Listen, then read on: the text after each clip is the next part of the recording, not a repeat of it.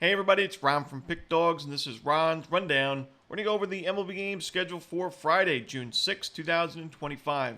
If you like this video, make sure to hit that thumbs up button and subscribe. Put your baseball picks in the comment section below. And if you're looking for my best bets, including my daily rundown best bet in Major League Baseball, which is my top play in baseball each day, you can find those at the Premium Picks tab at pickdawgz.com. There's also a link in the description. Alrighty, here we go. Here are the games for Friday in Major League Baseball.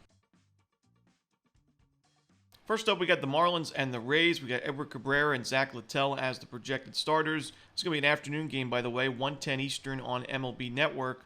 Now, there does look to be some bad weather in the Tampa area for this weekend series.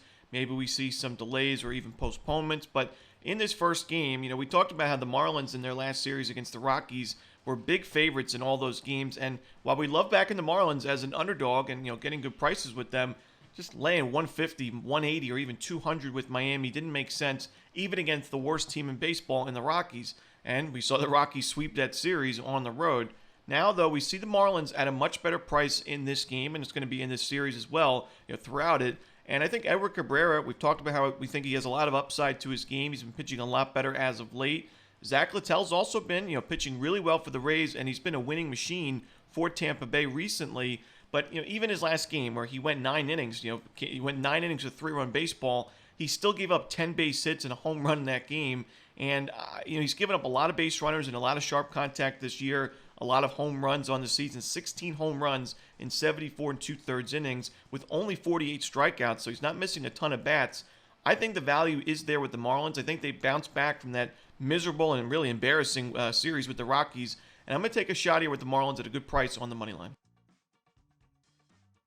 Next up, we've got the Philadelphia Phillies taking on the Pittsburgh Pirates. We've got Bailey Falter for Pittsburgh. No official starter right now for the Phillies. Unfortunately, we see that for a few games for Friday's card where we're lacking the pitching information. But in this game, it's, for me, tough to go against Bailey Falter in his current form. I know he's not really earning a ton of strikeouts as of late, but doing a good job at limiting sharp contact, and he hasn't given up a home run in his last 5 starts. In May, he went 35 2/3 with a .76 ERA. The Pirates have won 4 of his last 5 games, and he's faced some tough teams in the National League, the Padres, the Mets, the Brewers, some winning teams, and he still pitched well, throughout the month of May. So I think he has a solid outing. I know the Phillies are a tough lineup against lefties, but I think Falter continues to pitch well. The Pirates are playing a lot more competitive baseball, like we mentioned, in their last 4 or 5 series or so. I'm going to roll the Pirates in this one on the money line.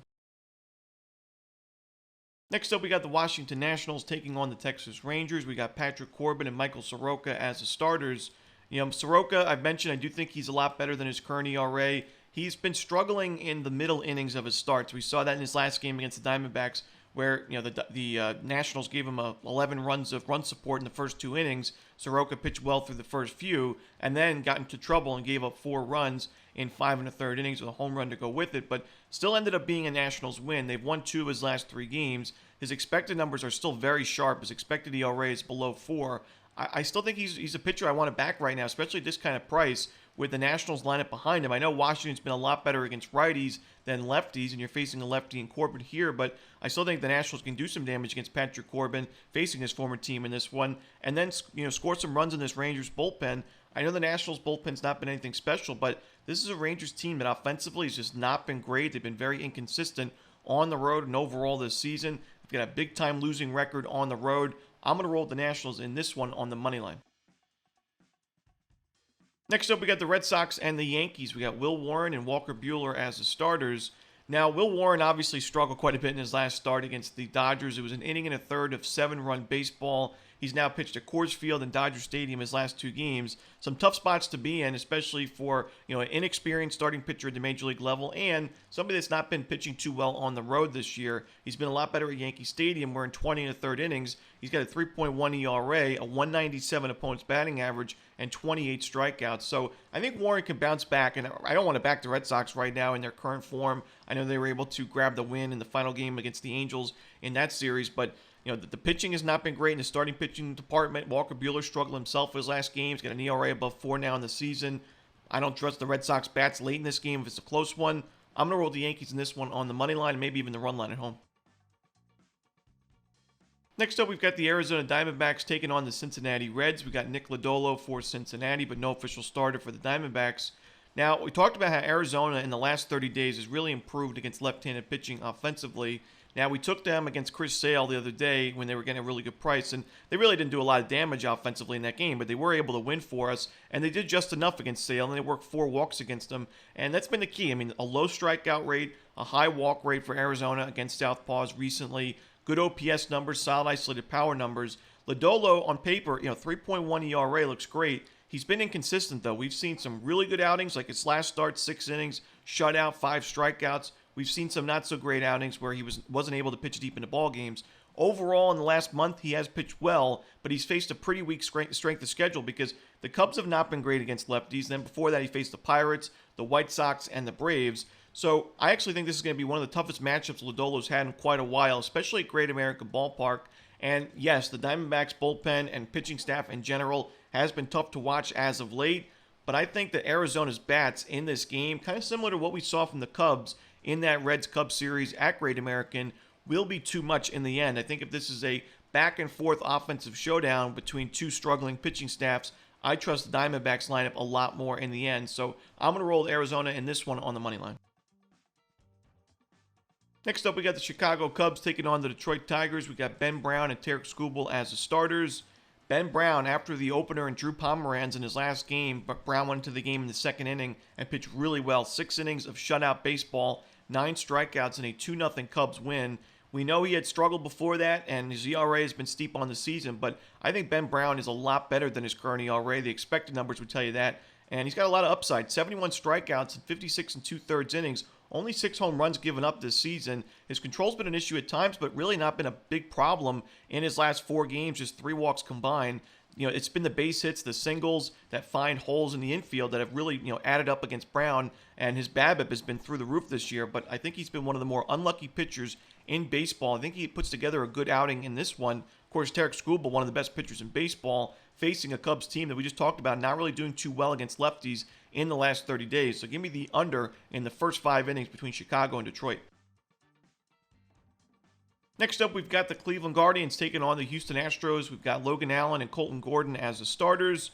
Logan Allen, sometimes you worry about the control. He's given up 25 walks in 49 innings, only 38 strikeouts, but I still think he's the better option in this game compared to Colton Gordon, who I also don't love in this spot. And I also just don't love the Astros on the road right now. I mean, this team offensively away from Dyken Park has been miserable for the most part, and a big-time losing record for the Astros away from home. I got to roll. I mean, we saw Mike Burrows put together a shutout performance along with the Pirates bullpen in one of those games in the Pittsburgh series. So I think Logan Allen could be good enough, and I think the Guardians back him up. Give me the Guardians in this one on the money line. Next up, we got the Royals and the White Sox. We got Seth Lugo and Davis Martin as the starters. Now my favorite game on the board. I'm going to lean towards the Royals team total over because I don't really want to take him on the money line or the run line with Seth Lugo. Only a couple starts back from injury. He wasn't great in his first start back from injury. And, I could see him struggling a bit. And the White Sox have been competitive at home this season. They're just 4 games under 500 going into Friday's game or Thursday's game at home. They got a big-time losing record on the road, but they're still usually priced as a pretty sizable underdog when they're playing a guaranteed rate field. And that's why I'd rather pass on the Royals full game or run line and just take their team total over because against Davis Martin, he's got a 3.67 ERA, but an expected ERA above 5. He's got big-time regression concerns, in my opinion. I think the Royals get to him. So give me KC team total over. Next up, we got the Padres and the Brewers. We got Randy Vasquez and Chad Patrick as the starters. Now, I mentioned I don't think Patrick is a sub-3 ERA kind of guy, but he's still been solid in his role in his starting rotation. I expect some regression going forward, but I think he's a much better option in this game still compared to Randy Vasquez, who's got a very steep expected ERA, and we saw him struggle again with the control in his last start. 3 walks and only 3 strikeouts in his last game with 2 home runs given up against the Pittsburgh Pirates of all teams. Vasquez has faced a really weak strength of schedule recently, and hey, the Padres have won 4 of his last 5 games, but it still doesn't mean I can trust him in this spot against a Brewers team that's shown a lot more promise in the last few series than they were at the beginning of the season. I think the Brewers take this game on the money line at home. Next up, we got the Minnesota Twins and the Toronto Blue Jays. We got Kevin Gausman and Bailey Ober as the starters. This is a tough game, in my opinion, from a betting perspective. I think it's going to be a fun series to watch. I think it's going to be a competitive series. These were two teams that, for me, in the preseason, I was looking at to have solid years. I took the Blue Jays team total over. I took the Twins to win the AL Central. I know they're a few games out right now, but I still feel pretty good about that with the current form the Twins are in. And I also have a side bet with Mr. Brad Francis that the Twins will end with a better record than the Royals. That one is a lock, as we like to call it. But nonetheless, in this game, I mentioned I think the Twins have the best bullpen in baseball. But I think the Blue Jays, when you look at their numbers, especially the expected numbers in the bullpen, they're right up there with Minnesota. So I don't think it's a huge advantage that the Twins have like they did with the team like the A's in that series. And Bailey Ober's last start wasn't his best. I think the Blue Jays could find some success against him in this game. I also think that Gausman could give up some runs though as well. I said it's going to be a competitive game. To me, it's a coin flip type of game. I'm going to lean towards the home team though with the Minnesota Twins on the money line. Next up, we got the St. Louis Cardinals and the Los Angeles Dodgers. Sonny Gray for St. Louis, no official starter for the Dodgers. Now, Sonny Gray's got over 140 plate appearances against his current Dodgers lineup, and there's not really too many starting pitchers out there that have this large of a sample size against his current Dodgers lineup and have these good of numbers with a 26.6% strikeout rate, a low walk rate, pretty low expected batting average at 236, and an xWOBA at 320. Sonny Gray's pitched pretty well against this Dodgers roster, and then you go beyond that. Gray has been a winning machine for the Cardinals this year. They've won a large majority of his starts, only losing 2 of his starts this season. He's 6-1 with a 3.65 ERA. And you look at the Dodgers, they've been mediocre on the road this season. They're 15-14, and I believe a couple of those wins were, technically those wins in the Tokyo series against the Cubs. The Cardinals, going into Thursday's doubleheader, are 10 games above 500 at Busch Stadium. I think it's a good spot for St. Louis. It may be their best spot in the series to pick up a W. So give me the Cardinals on the money line. Next up, we got the Rockies and the Mets. We got Antonio Senzatella and Kodai Senga as the starters. The Rockies are one of the hottest teams in baseball after sweeping the Marlins in that series in Miami. And they were able to really pitch well in that series. They gave up just 2 runs each in the final 2 games in 3-2 victories in both of those games. And I've mentioned this Rockies bullpen's not been that bad. It's really the starting pitching and the lineup. I mean, the lineup has been dreadful, especially on the road. And even at Coors Field, it's not been much better this season. But we saw the Rockies score some runs in that series against the Fish, and now you're playing at Coors Field against a starting pitcher in Kodai Senga, who you just faced last week. And, the Rockies didn't do too much against Senga at all, but I still think that, I talked about Senga, a 1.6 ERA, expected ERA, though, in the 3s. I do expect regression as the season goes along. He gave up a home run in his last game against these Rockies. He's given up some sharp contact. He's had some issues with his control. And now pitching at Coors Field, I think Senga could be in trouble in this game. I think this is a spot where you take the Rockies team total over. I don't trust Senzatella against this Mets lineup, but I do think the Rockies are going to be competitive in this game. I would take them plus 1.5 runs, maybe even 2.5 runs, because you're getting a really good price, even at 2.5 runs on the run line. And I would take the team total over for the Rockies in this one. Next up, we got the Mariners and the Angels. We got Bryce Miller and Kyle Hendricks as the starters. I thought the Angels had a really good series against the Red Sox, and really, if their bullpen was a little bit more rested and had more availability in the final game of that series, they probably would have been able to hold on to the win in that game where they were up. They scored a ton of runs early and they had a lead late. But when you look at the Mariners as of late, I mean, going into Thursday's game, in their last 10 games, the Mariners are 3-7. They've not been playing their best baseball. Bryce Miller's got an ERA above 5. I've talked about how the Angels bullpen's been, has not been the best, and there's only a few, great high leverage options. But the Mariners bullpen, I've mentioned the regression concerns as well, and they're starting to struggle. We've seen some blown leads and blown saves from Seattle as of late. So I'm going to take a shot here with the Angels on the money line at home. Next up, we've got the Orioles and the Athletics. We got Dean Kramer and J.P. Sears as the starters. Since May 14th, the middle of May, the A's have the worst record in baseball. It's not even really close.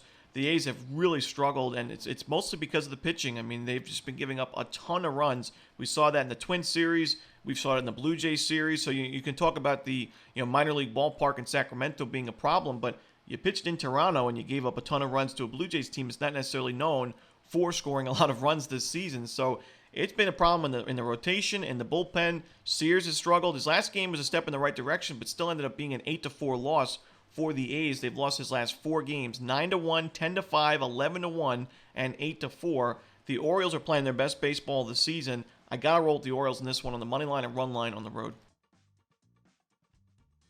Next up, we got the Braves and the Giants. We got Spencer Schwellenbach and Hayden Birdsong as the starters. I like the under in this game, a lot different than the previous game. Schwellenbach's in good form. The Giants' offense I still don't trust. Birdsong, I think, is a good starting pitching option for San Francisco. I like both of these bullpens overall. Pitcher-friendly ballpark at Oracle Park. Give me the under in Braves-Giants. And that's it. Those are the games for Friday in baseball. Hope you enjoyed this video. Again, if you're looking for my best bets, you can find those at Pick Dawgz Premium, and there is a link in the description. As always, this is Romanelli. Good luck.